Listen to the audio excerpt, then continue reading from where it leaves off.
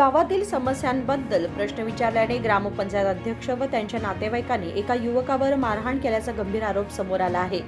ही घटना बेळगाव जिल्ह्यातील सवदत्ती तालुक्यातील शिंगोदी गावात घडली आहे। ग्रामपंचायत अध्यक्ष दुर्गप्पा टोकोजी व त्यांच्या नातेवाईकांनी आपल्यावर हल्ला केल्याचा आरोप गावातील हनुमंत करिकट्टी यांनी केलाय। शाळेजवळील रस्त्यावर साचलेल्या सांडपाण्याच्या समस्येबाबत पीडीओ यांच्या निदर्शनास आणताना ही घटना घडल्याचे सांगण्यात येत आहे। ನನ್ನ ಹೆಸರು ಹನುಮಂತ್ ಯಲ್ಲಪ್ಪ ಕರಿಕಟ್ಟಿ। ನಾನು ಶಿಂದೋಗಿ ಗ್ರಾಮದವನಾಗಿದ್ದು ಇವತ್ತಿನ ದಿವಸ ಒಂದು ಶಿಂದೋಗಿಯಲ್ಲಿ ಗ್ರಾಮ ಪಂಚಾಯತ್ ಪಿ.ಡಿ.ಒ ಅವರನ್ನು ನಮ್ಮ ಶಾಲೆ ಹತ್ತಿರ ನೀರು ನಿಂತಿರೋದ್ರಿಂದ ಮಕ್ಕಳಿಗೆ ತೊಂದರೆ ಆಗುತ್ತೆ ಅಂತ ಪಿ.ಡಿ.ಒ ಅವರನ್ನ ಕೇಳುತ್ತಿದ್ದಾಗ ಗ್ರಾಮ ಪಂಚಾಯತಿ ಅಧ್ಯಕ್ಷರು ಮತ್ತು ಅವರ ಕುಟುಂಬಸ್ಥರು ಬಂದು ನನ್ನ ಮೇಲೆ ಹಲ್ಲೆ ಮಾಡಿರುತ್ತಾರೆ ಮತ್ತು ಅಲ್ಲಿಂದ ಬಂದು ನನ್ನ ಮನೆಗೆ ಕಳಿಸಿದಾಗ ಮನೆಯ ಮೇಲೆ ಬಂದು ಕೌಟುಂಬಿಕವಾಗಿ ಎಲ್ಲರೂ ಬಂದು ಹಲ್ಲೆ ಮಾಡಿ ಮಾರಣಾಂತಸ್ತ್ರಗಳಿಂದ ಹೊಡೆದಿರುತ್ತಾರೆ ಮತ್ತು ಜೀವ ಬೆದರಿಕೆ ಹಾಕಿ ಧಮಕಿ ಹಾಕಿರುತ್ತಾರೆ।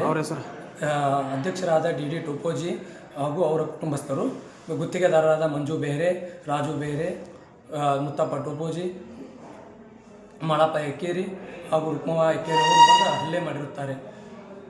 ಆದ ಕಾರಣ ಮಾನ್ಯ ಎಸ್ ಪಿ ಸಾಹೇಬ್ರವ್ರ ಮೇಲೆ ಬಡವರ ಮೇಲೆ ಕಾಳಜಿ ತಗೊಂಡು ಸ್ವಲ್ಪ ಕ್ರಮ ಕೈಗೊಳ್ಳಬೇಕಾಗಿ ತಮ್ಮಲ್ಲಿ ವಿನಂತಿಸಿಕೊಳ್ಳುತ್ತೇನೆ। ಮಕ್ಕಳ ಅನುಕೂಲಕ್ಕಾಗಿ ಕೇಳಿದ್ದಕ್ಕಾಗಿ ಹಲ್ಲೆ ಮಾಡಿರುತ್ತಾರೆ।